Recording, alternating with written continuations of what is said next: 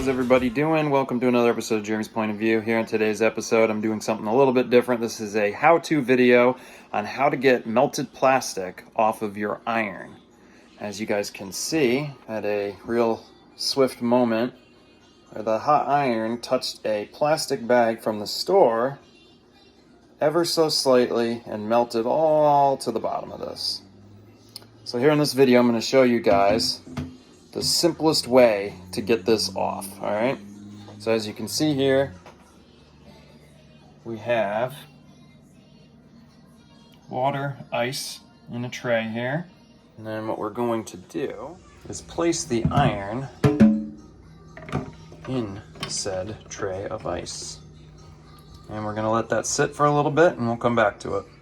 All right, now that we've let it sit for about a good 5-10 minutes, you really want to get that faceplate really cold in order for this to work properly. We're going to go ahead, take it out of the water.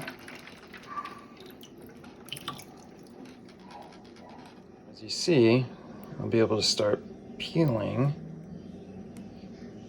what wasn't coming off before off. Now you got to be gentle with it. It can still be a bit tedious, but if you get a really good grip on it, there it goes.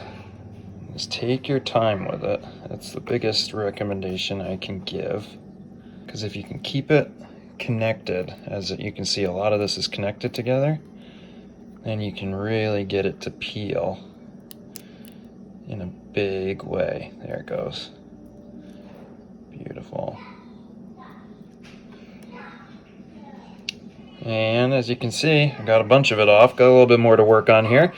But that trick works, and it will help save you an iron.